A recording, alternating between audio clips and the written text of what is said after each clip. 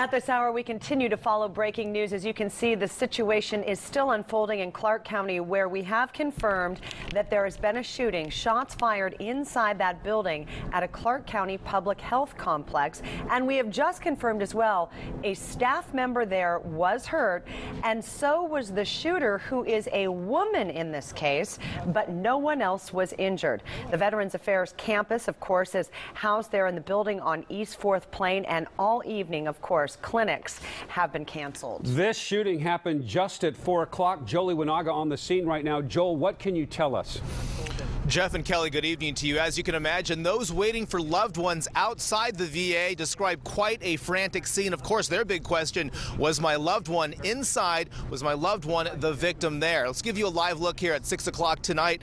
The building here, as you can see, Vancouver Police, along with Clark County Sheriff's deputies, have this entire county health building cordoned off. The shooting suspect, as you mentioned, a woman, we are told is now in custody. We're also told by former employees, or I'm sorry, by current employees, that this could be a former employee who walked in. We'll go to some video right now. We just got a timeline into our newsroom. Gunfire erupted, we are told, on the 4th floor. Again, shortly before 4 o'clock this afternoon, around 3:53 to be exact. This is the Washington campus of the Portland VA Medical Center.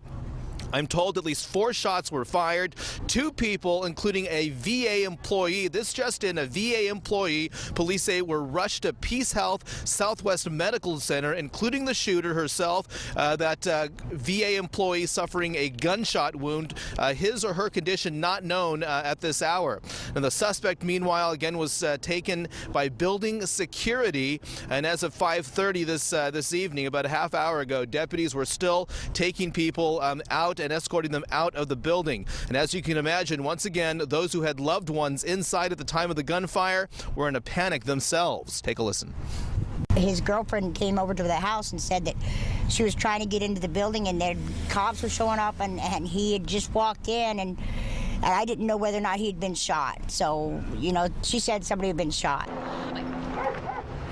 And that woman, obviously Robin Hendricks there, very relieved to find out that her son, who was in there, was okay. Now, the building was in lockdown for several hours this afternoon, but as the investigation continues with that female suspect in custody, sheriff's deputies, as we have seen, are now allowing employees back inside to get their belongings. We'll take a live look, back to a live look here at 6 o'clock. A number of officers still on here gathering evidence. We, of course, will be on scene here throughout the night and bring you the very latest information. Reporting live here in Vancouver, I'm Joel Iwanaga, KOIN 6 News. Kelly and Jeff, we'll send it back to you in the studio. Okay, that female suspect now in custody. Joel, thank you. We'll continue to follow everything on this shooting. A lot of unanswered questions still. Bring you updates throughout the newscast and always online at KOIN.com.